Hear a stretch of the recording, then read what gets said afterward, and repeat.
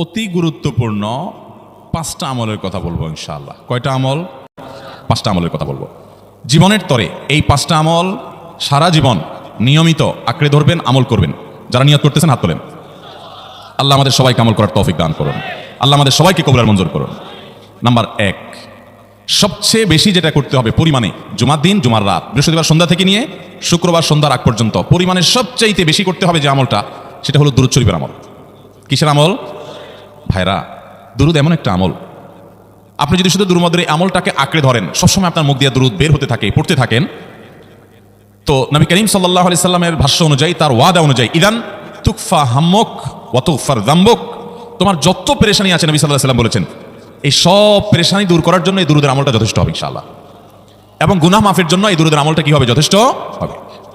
নবী করিম সাল্লাল্লাহু আলাইহি সাল্লাম বলেছেন, মান সাল্লা আলাইয়া মাররাতান সাল্লাল্লাহু আলাইহি আশরা, যে ব্যক্তি আমার প্রতি একবার দুরূদ পাঠ করবে, আল্লাহ রাব্বুল আলামিন তার প্রতি 10 বার রহমত নাজিল করবেন। কয়বার রহমত নাজিল করবেন? আপনার জীবনে 10টি জায়গায় খুব ক্রাইসিসে পড়ে গেছেন, কোনো জটিল সিচুয়েশনে মুখোমুখি হয়ে গেছেন, বিপদের মধ্যে পড়ে গেছেন, ওই জায়গায় আল্লাহর রহমত পাবেন। এরকম একবার দুরূদ পাঠ করবেন হকাদাই করে, যথাযথভাবে মহব্বতের সাথে 10 করবেন। নবী করিম সাল্লাল্লাহু আলাইহি ওয়াসাল্লাম বলেছেন, আকসিরু আলাইয়া মিনাস সালাতি মিন ইয়াউমিল জুমআতি ওয়া লাইলাতিল জুমআহ, তোমরা জুমার দিন এবং জুমার রাতে আমার প্রতি বেশি বেশি দুরূদ পাঠ করবে, দুরূদ প্রেরণ করবে। ফাইন্না সালাতাকুম মারুদাতুন আলাই, কারণ তোমরা যে দুরূদ পাঠ করো এটা আমার কাছে পেশ করেন আল্লাহর ফেরেশতারা, এবং রীতিমতো নামধাম সহকারে আল্লাহর একদল ফেরেশতা নিয়োজিত আছে। তারা বলেন, আল্লাহ, হে আল্লাহর রাসূল, আপনার অমুক উম্মত, অমুক অনুসারী, আল্লাহর অমুক বান্দা পৃথিবীর অমুক প্রান্ত থেকে, অমুক দেশ থেকে, অমুকের সন্তান, সে আপনার প্রতি দুরূদ পেশ করেছে জুমার দিনে, জুমার রাতে বা অন্য সময়ে। এটা নবী করিম সাল্লাল্লাহু আলাইহি ওয়াসাল্লামের কাছে রিপোর্ট দেওয়া হয় আল্লাহর নিযুক্ত ফেরেশতাদের মাধ্যমে। আপনি যখন দুরূদ পাঠ করবেন, আপনার ভিতরে এই ফিল হবে যে আমি দুরূদ পাঠ করছি আর আমার নবীর কাছে এটা উপস্থাপিত হচ্ছে আমার নাম ধাম, আমার রিপোর্ট সহকারে। এই জন্য শুক্রবার এবং শুক্রবার দিন এবং রাত, অর্থাৎ বৃহস্পতিবার সন্ধ্যা থেকে নিয়ে শুক্রবার সন্ধ্যা পর্যন্ত এই 24 ঘন্টার মধ্যে নবী করিম সাল্লাল্লাহু আলাইহি ওয়াসাল্লামের ভাষ্য খেয়াল করেন, আকসিরু আলাই, ওলামা ইকরাম জানেন নবী আলাইহিস সালাম সাধারণত কোনো আমল পরিমাণে বেশি করতে বলতেন না। পরিমাণে বেশি করতে বলার মতো আমল খুব কম ইসলামে। গোটা কোরআন যদি খোলেন আপনি, পরিমাণে অধিক করতে বলা হয়েছে এরকম আমল খুব বেশি পাবেন না। তোমরা বেশি বেশি করে নামাজ পড়ো, বেশি বেশি করে রোজা রাখো, এরকম কথা কোরআন হাদিসে নাই। অবশ্যই একজন ইমানদার 5 ওয়াক্ত ফরজ নামাজের পাশাপাশি অধিক পরিমাণে নফল নামাজও পড়বেন, সেটা ভিন্ন কথা, কিন্তু কোরআনে বেশি পরিমাণে আল্লাহর জিকির করার কথা বলা হয়েছে। আর নবী করিম সাল্লাল্লাহু আলাইহি সাল্লাম বৃহস্পতিবার সন্ধ্যা শুরু হলে শুক্রবার সন্ধ্যার আগ পর্যন্ত বেশি পরিমাণে করতে বলেছেন যে কাজটা, সেটা হলো দুরূদ শরীফের আমল। অতএব ভাইরা আমার, বৃহস্পতিবার সন্ধ্যা থেকে নিয়ে শুক্রবার সন্ধ্যা পর্যন্ত, আপনি দোকানদার মানুষ, বৃহস্পতিবারে ব্যবসা করছেন, দোকানদারি করছেন, কোনো অসুবিধা নাই, আপনার অবসর সময়গুলোতে মুখ দিয়ে দুরূদ পড়তে থাকবেন।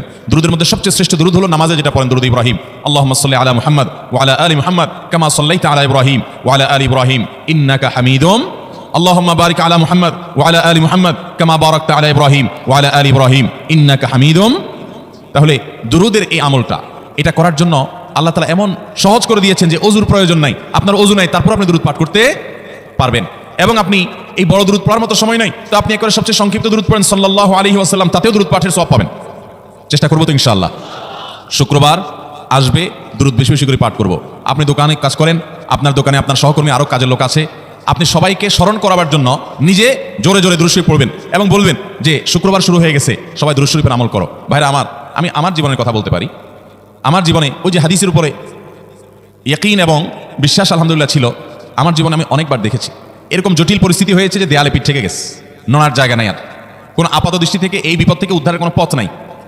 দুরূদ, ইস্তেগফার, দোয়া ইউনুস, এই 3 আমল, পাশাপাশি ইয়া জাল জালালি ওয়াল ইকরাম, এই 4টা জিনিসকে এমনভাবে ধরছে, বিশেষ করে দুরূদ, স্পেশালি সারাক্ষণ দুরূদ, আল্লাহ রাব্বুল আলামিন এমনভাবে সহযোগিতা করেছেন, এমনভাবে উদ্ধার করেছেন যে কল্পনা করলে অবাক লাগে এখন যে এটা কিভাবে সম্ভব। ভাইরা আমার, এক সাহাবী নবী করিম সাল্লাল্লাহু আলাইহি ওয়াসাল্লামের কাছে এসে বলছে, ইয়া রাসূলুল্লাহ, আমি যে দোয়া করি, এই দোয়ার মধ্যে আমি নিজের জন্য করব, আমার ছেলে মেয়ের জন্য করব, অনেক কিছু করব, এটা সেটা, রিজিক চাইবো, সুস্থতা চাইবো, অনেক কিছুই তো আল্লাহর কাছে চাইবো। আপনি তো আল্লাহর রাসূল, আপনার জন্য দোয়া করলে আমাদেরই লাভ, একবার দোয়া করলে আল্লাহ 10 বার রহমত নাজিল করবেন, তো আপনার জন্য আমার দোয়ার ভিতরে কত পার্সেন্ট রাখবো? সাহাবী বারবার বিভিন্ন পার্সেন্টেজ বলছিলেন যে 3 ভাগের 1 ভাগ আপনার জন্য রাখি ইয়া রাসূলুল্লাহ, অর্ধেক রাখি, আরো বেশি করে রাখি। তিনি যত বলছেন নবী করিম সাল্লাল্লাহু আলাইহি ওয়াসাল্লাম আরো বাড়ানোর জন্য তাকে উৎসাহ দিচ্ছিলেন।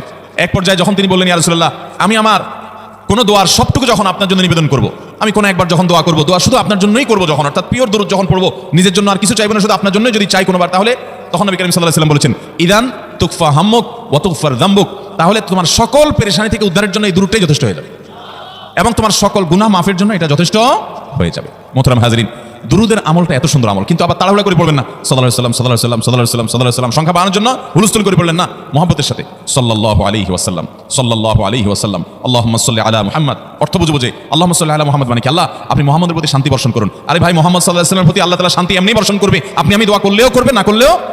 কিন্তু মাঝখান থেকে আমরা